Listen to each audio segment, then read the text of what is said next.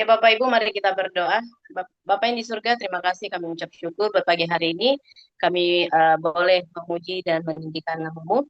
Dan sebentar lagi kami akan mendengarkan firman Tuhan. Engkau yang memberkati firman-Mu, supaya firman yang disampaikan nanti juga boleh menjadi berkat bagi kami semua. Dan hamba-Mu yang menyampaikan juga Tuhan urapi, berkati mulut, bibir, hati, dan pikirannya, supaya apapun yang disampaikan itu boleh berasal daripada Engkau Bapa. Dan kami semua yang mendengar firman-Mu Tuhan, biarlah firman itu boleh menjadi rema dalam kehidupan kami. Kami boleh menjadi pelaku firman-Mu saja Bapa, bukan hanya pendengar Bapa. Terima kasih Bapa, kami serahkan Bapa firman pagi hari ini di dalam nama Tuhan Yesus. Kami berdoa dan mengucap syukur.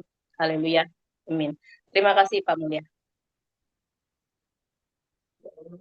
Amin. Terima kasih Ibu Yunis Gugur. Ya, langsung saja kami persilakan untuk para lektor untuk membacakan firman Tuhan dimulai dari Bu Veronica. 2 Tawarik 26 ayat 1 sampai 23.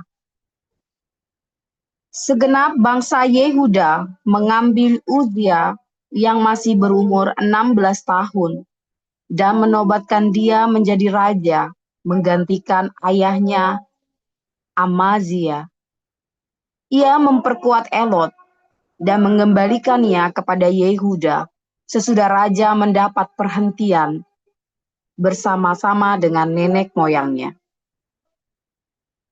Uzia berumur 16 tahun pada waktu ia menjadi raja, dan 52 tahun lamanya ia memerintah di Yerusalem. Nama ibunya ialah Yekholia dari Yerusalem. Ia melakukan apa yang benar di mata Tuhan, tepat seperti yang dilakukan Amazia ayahnya. Ia mencari Allah selama hidup Zakaria, yang mengajarnya supaya takut akan Allah. Dan selama ia mencari Tuhan, Allah membuat segala usahanya berhasil. Maka majulah ia berperang melawan orang-orang Filistin dan membongkar tembok Gat, Yabne, dan Asdod. Lalu mendirikan kota-kota di sekitar Asdod dan di lain-lain wilayah orang Filistin. Allah menolongnya terhadap orang Filistin dan terhadap orang Arab yang tinggal di Gur Baal dan terhadap orang Meunim. Orang-orang Amon membayar upeti kepada Uzia. Namanya termasyur sampai ke Mesir karena kekuatannya yang besar. Uzia mendirikan menara di Yerusalem di atas pintu gerbang sudut, di atas pintu gerbang lebak, dan di atas penjuru, serta mengokohkannya. Ia mendirikan juga menara-menara di padang gurun dan menggali banyak sumur, karena banyak ternaknya, baik di dataran rendah maupun di dataran tinggi. Juga ia mempunyai petani-petani dan penjaga-penjaga kebun anggur di gunung-gunung dan di tanah yang subur, karena ia suka pada pertanian. Selain itu, Uzia mempunyai tentara yang sanggup berperang, yang maju berperang dalam laskar-laskar menurut jumlah anak buah yang dicatat oleh Panitera Yeyel dan penata usaha Maasea di bawah pimpinan Hanaya, salah seorang panglima raja. Kepala-kepala puak pahlawan-pahlawan yang gagah perkasa itu seluruhnya berjumlah 2.600 orang. Di bawah pimpinan mereka terdapat satu bala tentara terdiri dari 307.500 orang yang gagah perkasa dalam berperang untuk membantu raja dalam menghadapi musuh. Uzia memperlengkapi seluruh tentara itu dengan perisai, tombak, ketopong, baju zirah, busur, dan batu umban. Ia membuat juga di Yerusalem alat-alat perang, ciptaan seorang ahli yang dapat menembakkan anak panah dan batu besar untuk ditempatkan di atas menara-menara dan penjuru-penjuru. Nama raja itu termasyur sampai ke negeri-negeri yang jauh, karena ia ditolong dengan ajaib sehingga menjadi kuat. Setelah ia menjadi kuat, ia menjadi tinggi hati, sehingga ia melakukan hal yang merusak. Ia berubah setia kepada Tuhan Allahnya dan memasuki bait Tuhan untuk membakar ukupan di atas mezbah pembakaran ukupan. Tetapi Imam Azaria mengikutinya dari belakang bersama-sama 80 imam Tuhan, orang-orang yang tegas. Mereka berdiri di depan Raja Uzia dan berkata kepadanya, "Hai Uzia, engkau tidak berhak membakar ukupan kepada Tuhan. Hanyalah imam-imam keturunan Harun yang telah dikuduskan yang berhak membakar ukupan. Keluarlah dari tempat kudus ini, karena engkau telah berubah setia. Engkau tidak akan memperoleh kehormatan dari Tuhan Allah karena hal ini." Tetapi Uzia dengan bokor ukupan di tangannya untuk dibakar, menjadi marah. Sementara amarahnya meluap terhadap para imam, timbullah penyakit kusta pada dahinya di hadapan para imam di rumah Tuhan dekat mezbah pembakaran ukupan. Imam kepala Azaria dan semua imam lainnya memandang kepadanya, dan sesungguhnya ia sakit kusta pada dahinya. Cepat-cepat mereka mengusirnya dari sana, dan ia sendiri tergesa-gesa keluar, karena Tuhan telah menimpakan tulah kepadanya. Raja Uzia sakit kusta sampai kepada hari matinya. Dan sebagai orang yang sakit kusta, ia tinggal dalam sebuah rumah pengasingan, karena ia dikucilkan dari rumah Tuhan. Dan Yotam anaknya mengepalai istana raja dan menjalankan pemerintahan atas rakyat negeri itu. Selebihnya dari riwayat Uzia, dari awal sampai akhir, ditulis oleh Nabi Yesaya bin Amos.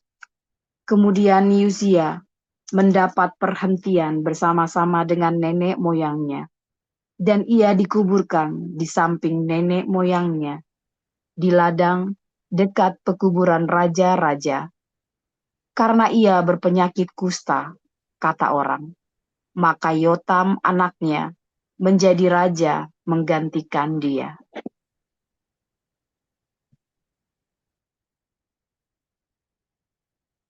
Baik, saya lanjutkan. Hai orang-orang Galatia yang bodoh, siapakah yang telah mempesona kamu? Bukankah Yesus Kristus yang disalibkan itu telah dilukiskan dengan terang di depanmu? Hanya ini yang hendak ku ketahui daripada kamu. Adakah kamu telah menerima Roh karena melakukan hukum Taurat, atau karena percaya kepada pemberitaan Injil? Adakah kamu sebodoh itu? Kamu telah mulai dengan Roh, maukah kamu sekarang mengakhirinya di dalam daging? Sia-siakah semua yang telah kamu alami sebanyak itu? Masakan sia-sia? Jadi, bagaimana sekarang?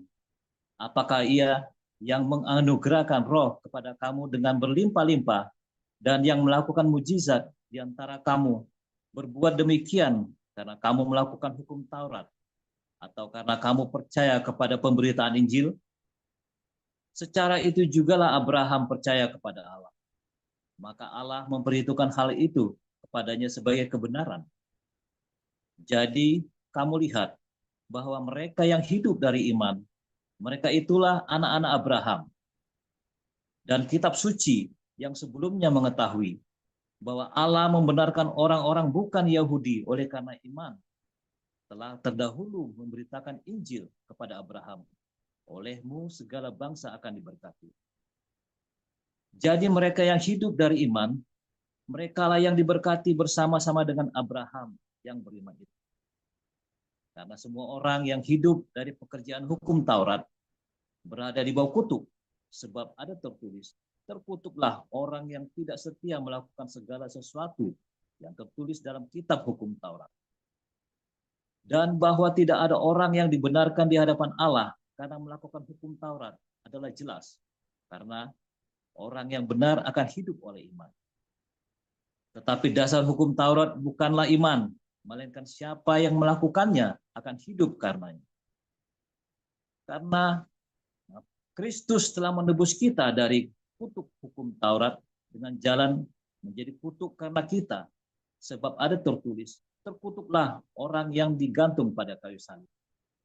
Yesus Kristus telah membuat ini, supaya di dalam Dia berkat Abraham sampai kepada bangsa-bangsa lain, sehingga oleh iman kita menerima roh yang telah dijanjikan.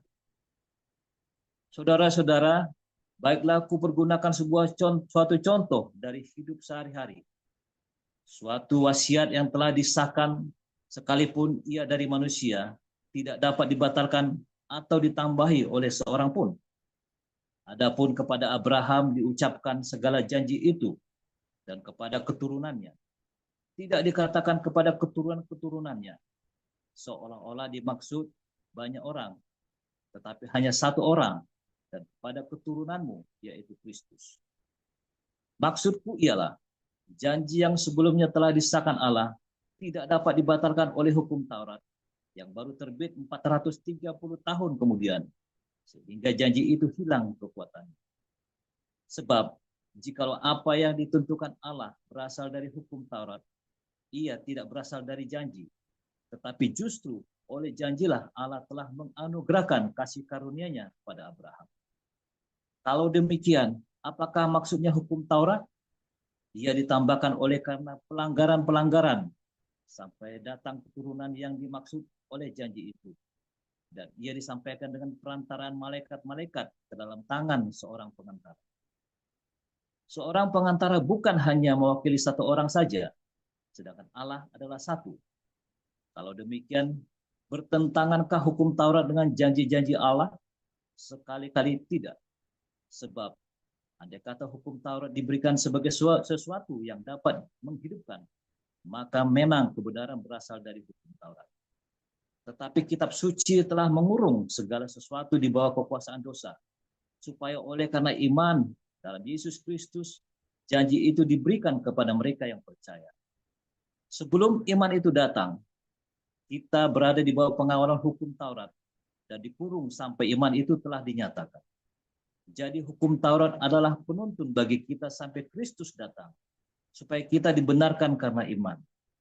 Sekarang iman itu telah datang, karena itu kita tidak berada lagi di bawah pengawasan penuntun. Sebab kamu semua adalah anak-anak Allah karena iman di dalam Kristus Yesus. Karena kamu semua yang dibaptis dalam Kristus telah mengenakan Kristus. Dalam hal ini tidak ada orang Yahudi atau orang Yunan, tidak ada hamba atau orang merdeka, tidak ada laki-laki atau perempuan, karena kamu semua adalah satu di dalam Kristus Yesus. Dan jikalau kamu adalah milik Kristus, maka kamu juga adalah keturunan Abraham dan berhak menerima janji Allah. Demikian firman. Ya, terima kasih untuk para lektor yang telah membacakan firman Tuhan, Ibu Veronica dan Pak Pulsiaan. Ya, saudara, saat tadi kita akan mendengarkan renungan firman Tuhan yang akan dibawakan oleh hamba Gembala Pastor Joseph Paulus Sang. Ya, temanya pada kesempatan ini adalah mengakhiri dengan daging. Itulah tema kita pada kesempatan ini, saudara. Langsung saja kita mendengarkan renungan firman Tuhan dari Pastor Paul. Ya, silakan Pastor. Haleluya, firman Tuhan selalu baru ketika kita menanti-nantikan Tuhan setiap hari, ya, dengan penuh cinta, dengan pengharapan yang teguh, dengan selalu tinggal tetap dituntun oleh Roh Kudus. Ya, masalah sebab apa, saudara? Seringkali kita menanti-nantikan Tuhan, tetapi kita menantikannya di dalam kedagingan. Padahal awalnya kita sudah benar. Kita sudah percaya kepada Tuhan, kita sudah benar-benar mencoba, ya, selalu setiap hari, ya, setiap hari kita selalu melekat erat sama Tuhan, difitnah, kita rendah hati, kita tetap mengasihi, kita tetap penuh dengan cinta, saudara, ya. Awalnya, saudara, awalnya begitu. Ya, saudara, jangan kalau kalau zaman saya dulu pertama kali full time, saya begitu, saudara ya. Itu ceritanya begitu. Saya difitnah, saya cuma, aduh ya ada sesama full timer fitnah saya di ya pokoknya di macam-macam gitu ya. Saya cuma bisa berdoa, menangis, mengampuni, saudara ya. Dulu pernah saya cerita ya, saya dulu pernah di sidang mau dipecat ya. Di sidang, di fitnah mau dipecat. 25 orang angkat jari mau pecat saya, saudara. Bisa dibelain ya, Tuhan bela saya. Udah sampai macam-macam begitu ya, udah saya mengalami yang aneh-aneh begitu. Saya tetap, saudara ya. Nah, tetapi masalahnya, saudara, ketika kamu rendah hati, ketika kita mengampuni, ketika kita jaga hidup kita dalam kebenaran, kamu tuh ikhlas nggak, saudara? Ya, oh ikhlas, Pak. Oh, saya juga dulu ikhlas, saudara, saya tahu. Tapi masalahnya di fitnah itu nggak sekali loh, saudara. Kamu dihina itu nggak cuma sekali loh. Ya kan? Terus, oh sudah kebal Pak, nggak ada orang kebal, saudara. Itulah makanya Paulus mengingatkan jangan diawali dengan roh, jangan kamu akhiri dengan daging. Ya, banyak orang tuh di awal-awal dia tetap ya, wah baru lahir baru senang, saudara ya. Ya kan, senang menikmati bersama indahnya bersama Tuhan. Aduh ternyata penuh dengan cinta, aduh ternyata baik ini. Tapi begitu itu terlaan datang, fitnahan datang, ya kan, ada masalah konflik sosial, konflik dalam konflik-konflik lain, dan mungkin ada masa-masa lalu, sisa-sisa masa lalu yang mengejar kita, ya. Nah, tekanan-tekanan itu datang, saudara. Lalu kita mulai mencocok-mologikan, ya kan? Akal sehat kita kan tetap aja, ya kan, rasional kita, sorry ya, bukan akal sehat, rasional kita, logika kita yang terbatas. Ya kalau di HBC saya ajarin tuh ya, logika intuitif, ya. Ternyata tetap ada deduktif, induktifnya, bahkan di dalam intuitif itu, saudara. Logika itu jalan, tapi ternyata nggak nyampe logikamu. Logikamu ternyata nggak nyampe, nggak bisa menjelaskan. Mengapa saya harus mengampuni Pak Mulia nih, padahal Pak Mulia sudah curi uang saya 4 miliar misalnya kan. Nggak masuk akal buat saya. Kalau tak biarkan nanti, keenakan dia. Itu kan nggak nyampe logikanya, bener nggak? Harus penjara, saya bilang begitu kan misalnya kan. Walaupun Pak Mulia ini udah teman baik saya, malah Pak Mulia tuh curi uang saya 4 miliar, saudara ya. Lalu nanti tuman, lo nggak nyampe, saudara. Ya kan, firman Tuhan juga begini dan seterusnya, saudara ya. Loh, saya juga begitu ya. Saudara, saya ngalamin itu. Ini kisah nyata teman saya sendiri ya. Teman baik ya, makan uang kita. Itu nggak masuk akal untuk diampuni. Nggak masuk akal. Oh, tapi kita. Itu ya, saudara ya. Kemudian saya mulai. Tadinya kita benar-benar apa-apa ikhlas. Sudahlah, saudara kita sendiri. Sudahlah kita berdoa. Lama-lama, enak juga ya. Benar nggak, saudara? Oh, jangan ngomong enggak. Ini orang udah ngajar nih begini, lama-lama enak juga nih kita nih. Udah luncak nih. Udah kita kasih hati, bener. Awalnya enggak, saudara. Tiba-tiba makin lama makin. Nah, itu, saudara. Itu titik kritis, hati-hati, saudara. Lama-lama ngelunjak juga, kurang ajar ini. Nah itu tuh, begitu kamu sudah titik itu, kamu harus hati-hati, saudara ya. Hati-hati. Karena bisa tiba-tiba kamu masuk dalam kedaginganmu, saudara. Ya. Hati-hati dalam masa-masa titik itu ya. Karena ada masa-masanya orang itu benar-benar kelewat batas sama kamu. Ada masa-masanya ya, istri atau suamimu benar-benar kelewat batas, lebih batas kesabaranmu, saudara. Ngelunjak. Ada masa-masa, jangan ngomong enggak, saudara. Kamu suami istri, ya, aduh. Ada masa-masanya. Apa responmu bagaimana? Tapi ada juga ya, saudara ya. Ada orang-orang yang mencintai Tuhan. Ya ketika lahir baru dia senang, saudara ya. Kemudian lama-lama dia berkumpul dengan orang-orang yang agamawi, saudara. Akhirnya dia terikat dengan spirit agamawi. Ritual-ritual, simbol-simbol. Tadi yang pertama itu kan karakter. Balik lagi karakter ya. Yang pertama itu. Mentok. Nah yang kedua ada lagi ya saudara ya. Orang yang terikat, yang tadinya lahir baru, dia penuh dengan sukacita. Dia tahu dia harus mengasihi. Dia tahu dia harus mengampuni. Tapi kemudian dia ketemu dengan ritual dan simbol-simbol. Maka dia merasa jati dirinya dia kekristenan, simbol dan ritual itu. Jati dirinya dia itu ada di dalam simbol-simbol dan ritual. Lalu kamu mulai memakai simbol itu, misalnya salib.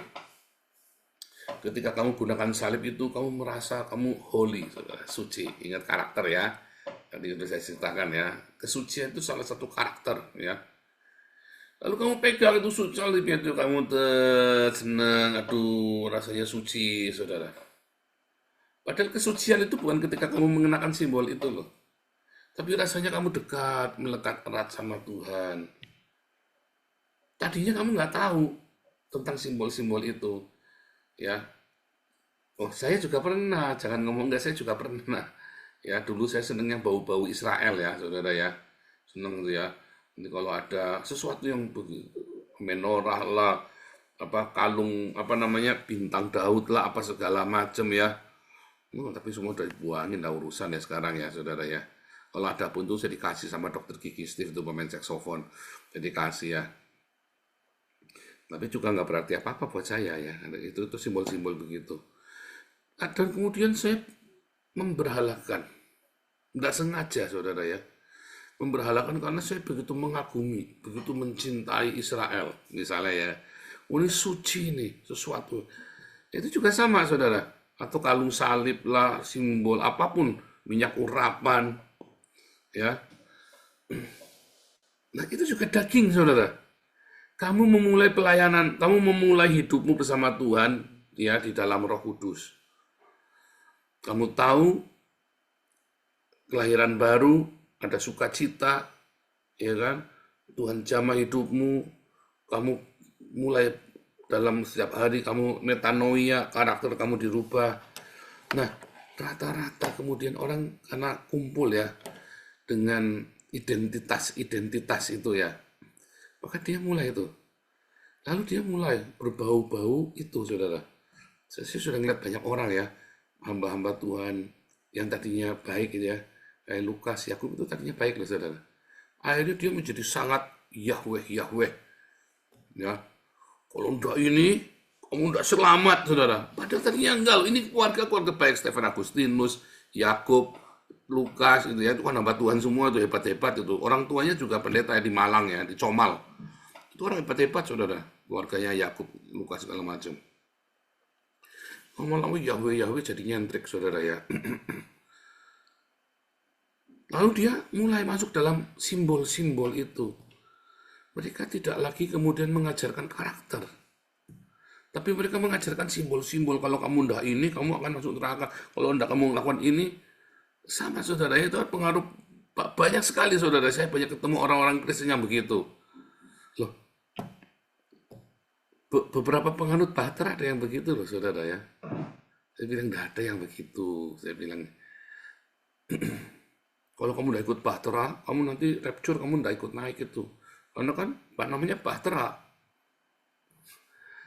Ya akhirnya karakternya ada karu-karuan orang-orang ini, saudara. Orang yang begitu mencintai simbol-simbol, ya, tidak mungkin dia bisa hidup di dalam roh, saudara. Tidak mungkin. Karena apa? Karena dia sudah disandra oleh simbol itu. Yang pertama, ya, karena kamu mentok, kamu tadinya baik, harus mentok karena ini udah kelewatan. Yang kedua, tadinya baik, lalu kamu tersandra oleh simbol-simbol itu. Kamu melupakan karakter ilahi, kamu masuk di dalam simbol-simbol, persimbolan itu, saudara.